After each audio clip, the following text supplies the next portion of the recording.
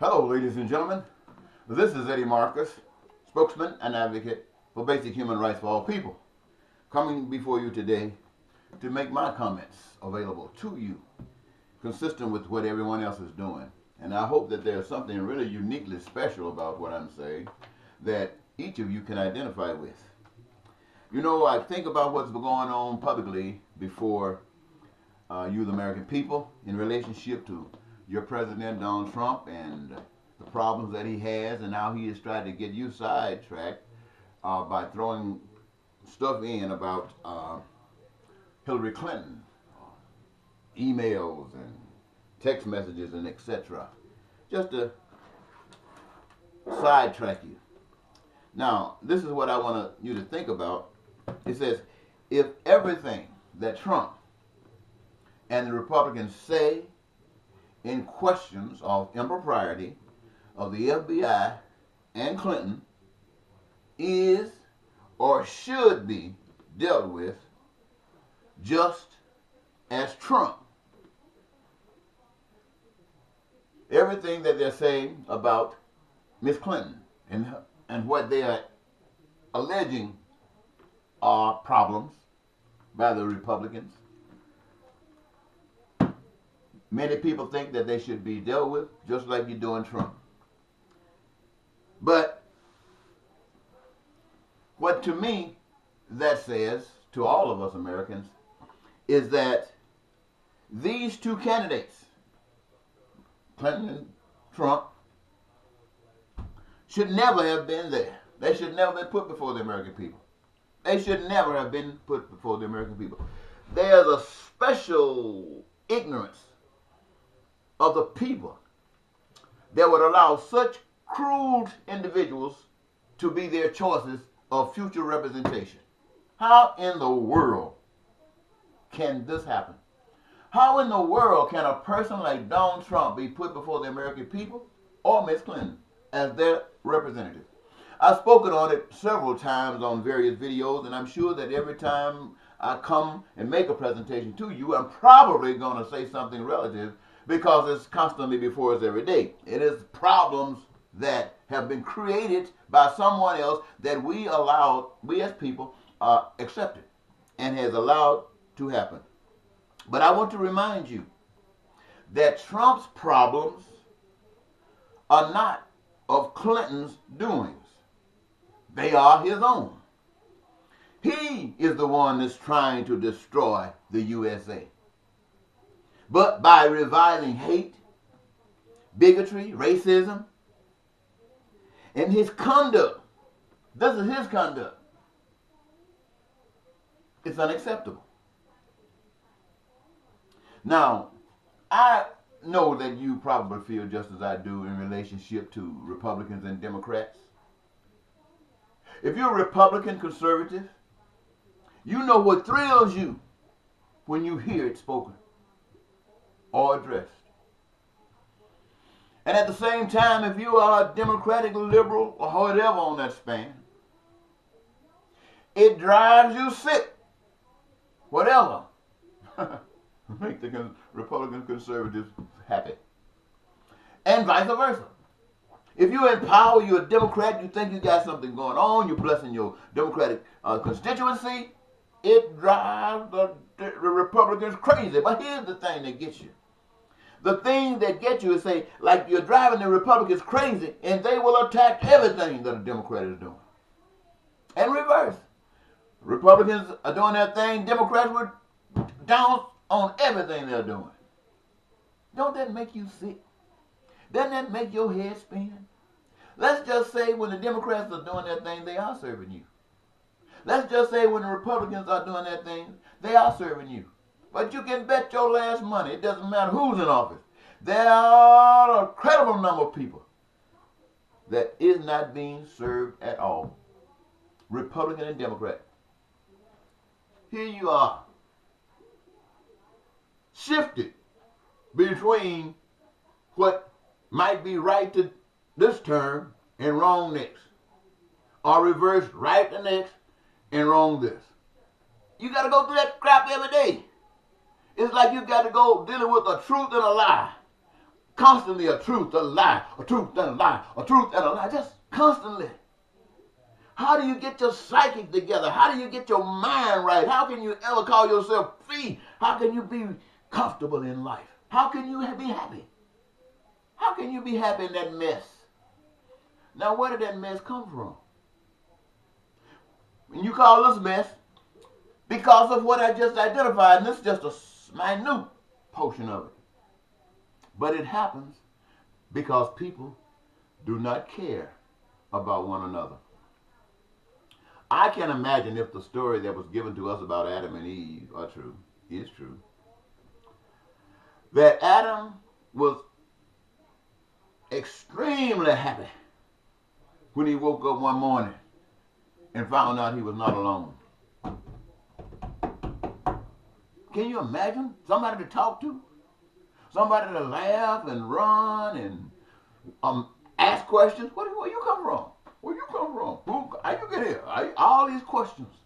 How come your hair so long, mine so short? What? Ooh, look at that. All these kinds of things. And whatever the one was doing alone, you can bet your last money there was some assistance come along with the other assistants. Let's just look at it like this. What if Adam spent his time trying to make sure you had a comfortable place to stay? Every day, just making sure you had a comfortable place to stay. Now, because of the other person, they're making sure that every time you come home, you got a good, nice meal you can eat. They got you a rabbit somewhere hooked up, and you enjoying yourself. Or if you want to eat the orange or the grapes, then that's what you're doing. But you're not worried about that, because now you don't have to build a house and get the grapes. You just build a house. Or you don't have to build a house, you just get the grapes. See, that's working together. That's the simplest form of cooperation. And that simplest form is the key for the most major form. It's the key.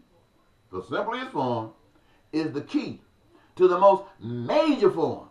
And following that, you don't have a Democrat. You don't have a Republican. Sure, people got different points of view about the same identical thing. Different points of view about the same identical thing.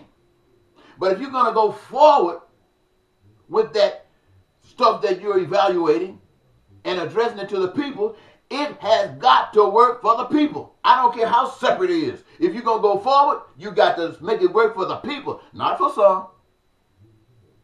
And then got an enemy now, because they got to get you back next time. The house is broken. Well, let me tell you something.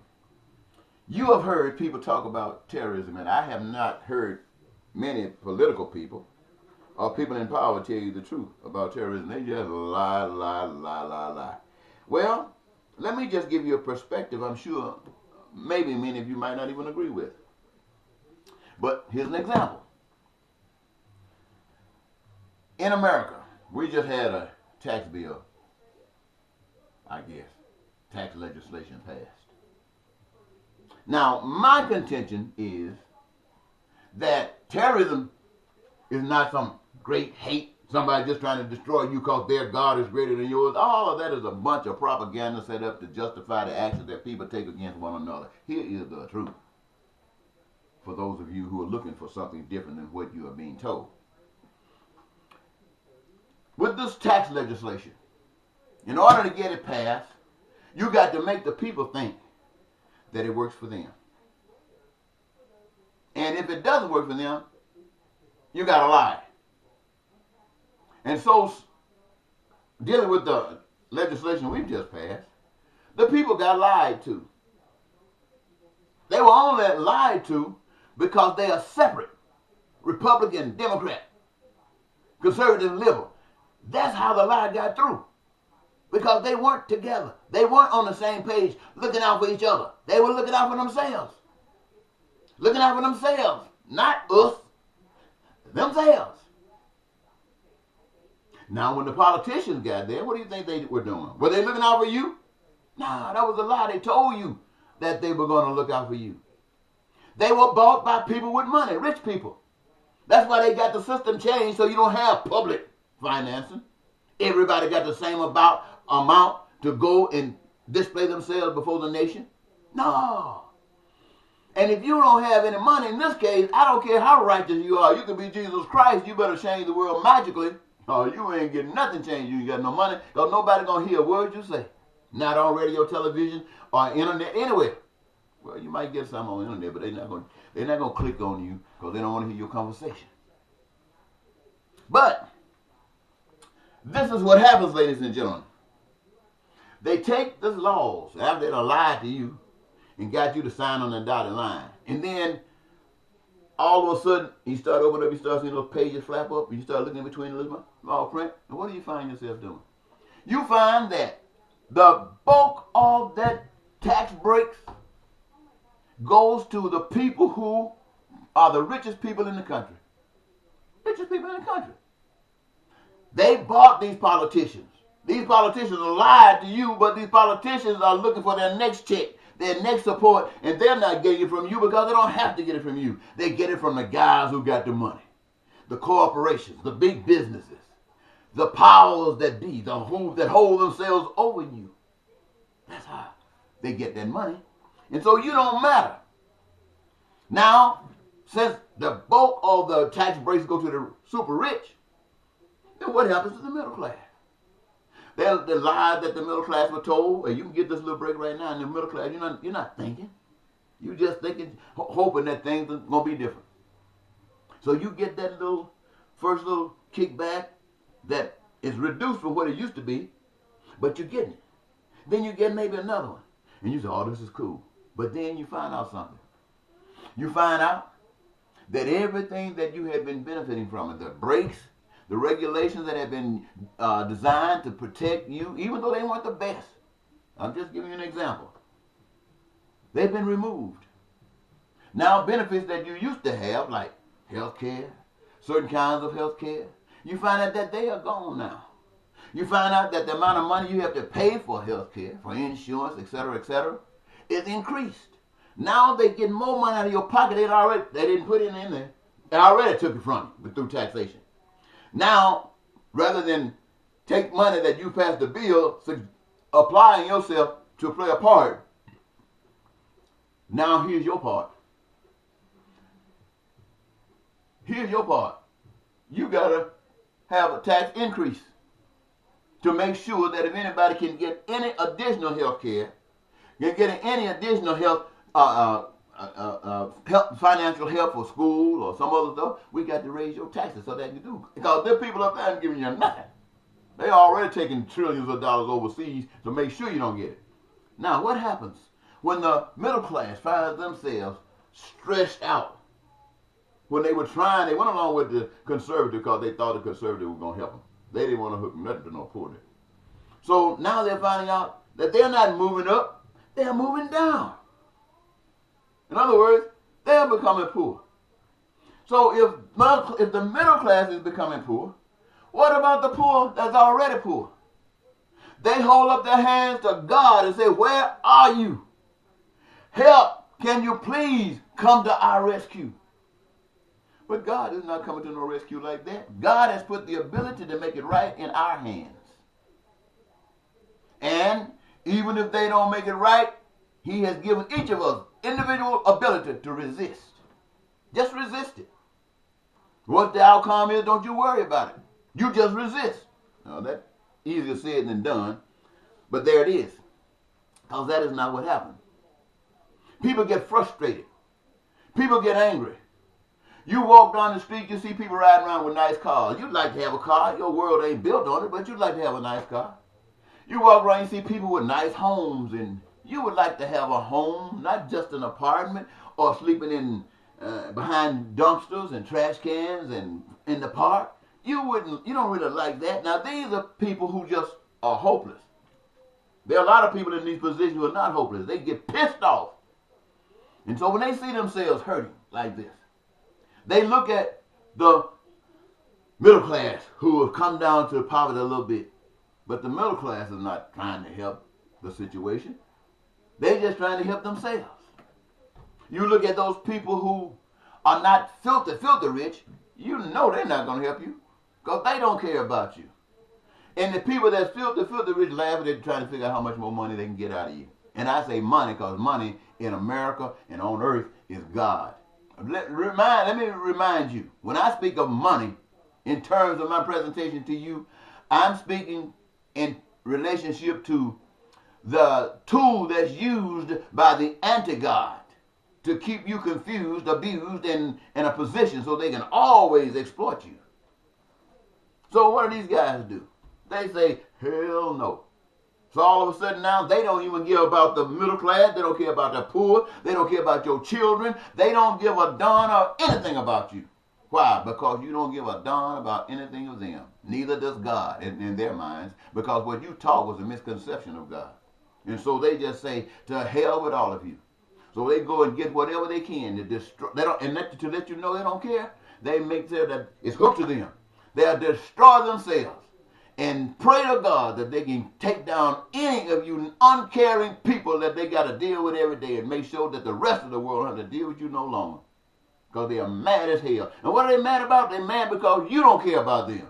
And the fact that somebody told you that they're mad because you don't listen to their God is a damn lie.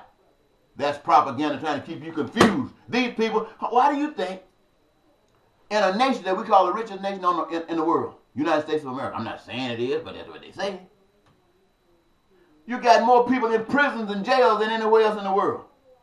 Why? Because the United States is screwing over folks, messing over people. And when you look at what's just happening, what's happening today with Donald Trump, the Republicans, and what's going on, it solidifies everything I just said. But what are you doing about it? You get on TV, you talk about it, I know what you're talking for. You're hoping somebody got balls. You're hoping that somebody will stand up, because you're not going to. Excuse me. The camera trying to fall down on me, ladies and gentlemen. I'm poor, so I had to use this here little homemade stuff. Now, let me get back to you. So, here you are, millions and millions and millions in jails and prisons. Why? Committing crimes. Crimes? What are crimes? What laws were broken? Laws that told them, since you have been left out of this situation, since you have been left out benefiting from this system, this is how you must conduct yourselves. Take it. Now, we got a few shelters. If you're hungry, you can go get some soup. You can go to the Goodwill, maybe. Well, you used to go to Goodwill to find stuff cheap, but now Goodwill prices are the same thing as Target and Kmart's and Walmart's. You could go to the dollar store and buy some food, and they tell you, and all the while they're telling you that. They're looking down at you. Let me give you one example of that. Years ago, I think in the 90s, I was traveling by faith across the country.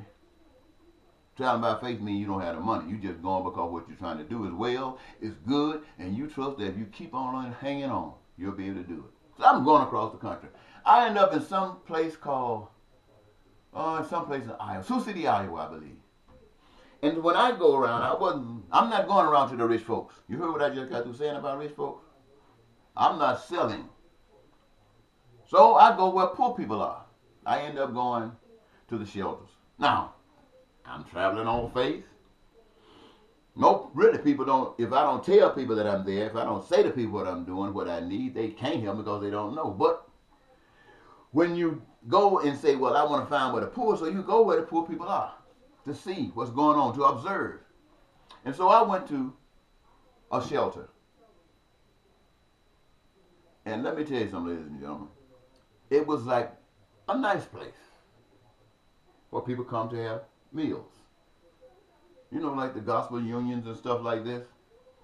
And so I'm going on the side with the people who are required to have, to be given sandwiches and stuff, because that's it. And while I'm in there, I'm noticing something that's kind of peculiar that I don't say others don't do, but they don't do it this way. Over here, you're giving people a sandwich, some soup, maybe something to drink, water, milk, or something like this. And the people are sitting down, and I'm looking at them, and I can feel their pain. They're glad that they're getting something to eat, but I can feel their pain. They can put up with it because everybody seems to be in the same old bag. So it's not like somebody is trying to put them down. So they just there, but you can feel, you can sense the the sorrow, the hurt, the situations that they wish would change. They wish that they could keep hope alive, but hope seems to be dying.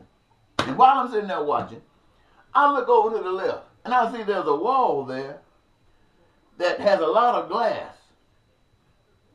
And the people who contribute the food maybe play a part in the process of preparing the food to some degree, or just members from the church. All of them on the other side, separated by glass or wall, but they can observe everything on this side. And over here, everybody they got china. They're not eating sandwiches. They got a meal. They got china. They got the layout. They got it. And they got it set up that it looks where the people over here who are hurting can look on and say, oh, I wish I could live like that. That sure looks good. Now, not all people say that. Some people get mad as hell when they look over there and see how you live it. And you put it right before them. It's almost like you laughing at them. Well, in a situation like that, is it hard for you to understand that people can get so darn angry? But my message to relieve this is to say to you this, ladies and gentlemen. I'm going to tell you this. I'm going to tell you like this. I woke up one morning and I realized something. My mind had changed. I looked at life different. I looked at everything, it seems, at least to a certain degree. And I saw that it wasn't a human being on the face of the earth. In America, you know, white power is the power that uses money to do its thing. I saw that it's not a single individual on the face of the earth own anything. They don't own nothing, ladies and gentlemen. They don't own anything. Not a single person. Everything is a given. It's like charity. Real charity. Somebody say, I'm going to give you all the materials you need for everything that you need to make your dreams come true, to produce your happiness. And it's here. And yet, you find out that everything you try to do, somebody's trying to take it. Take it from you. Not just trying, they're taking it. That's why you got super rich, middle class, poor, and dying and terrorists. Because somebody's taking stuff. So, everybody that's benefiting from this systemic robbery, everybody that's benefiting from the systemic robbery are complicit with it. You're saying it's the way of the world. I'm living in the world. And when I'm in the world, I'm going to do like worldly people do. And I'm smart. That's why I got some. I'm great. That's why I got some. I'm a genius. That's why I got some. And you are nothing. That's why you got nothing. No, they're saying that you are trying to live by the principles of peace and prosperity and joy while they don't give a heck about any of that. And so, ladies and gentlemen, what I basically say to you is this. Your maker prepared that every last one of you can have your dreams come true. Your maker prepared that you can live in this body, in this world, happy. But a liar, and when I say liar, I'm talking, just to give you some idea, because a lot of you might not know what lying is. Look at your president, Donald Trump. I have never, you know, some people just lie to be lying, especially when you're growing up in school and stuff. You can find some people that lie. But you have never, I don't think I have ever seen any liar like Donald Trump. And all of these people who go at and support his lies, complicit, support his lies. And all of us who know that they're lying, let them get away with it. Well, I don't know what to do. Somebody else got to do it. Look, you watch television. You've seen nations before going through the same thing that America's getting ready to go through right now. I got to go do some research because I heard in the news last night that they have passed laws that would allow this nation to hire their own personal military outside of the military that they say we need all this money. We need all this money to keep our military up to force. But now we want a mercenary army. And I heard that. You've heard about Blackwater, how they just paid to abuse people's rights. It's almost like whatever you think the Germans were doing back in those days, that's what Blackwater is. They say what's happening in Russia when all the people against, if the people are against, well, you find maybe not that many. Because Putin have them killed, if not by the system itself, and I understand that under that government is basically the system. But they go and have you killed. Now they're thinking American soldiers might not go out there trying to just taking you off the street and doing stuff to you like they've been talking about having it done to you. But they get somebody who's paid and don't give a darn about you. Blackwater. I hear they got rights now to get Blackwater to come in here and do dirt for them. That the same people that's been robbing this nation, want to take money from the Congress that you have authorized to direct these funds to take care of your interests, and they give it to these particulars who, after they get it, can do what they want to with it. They just tell you what they're going to do with it, lie, and do what they want to with it. Go out and start private wars, giving you nothing back in return. Oh. And you can't do anything about it. You pass laws says it's okay because the crooks tricked you. Well, in other countries, these people got fed up with that. Their legislative process failed to be able to protect them, so they rose up against themselves. And they would take a government official and people leaders out of them office and hang them up on the streets, hang them on trees, and hang them up on poles, anything just to get rid of that evilness. And it seems like that's where America is going.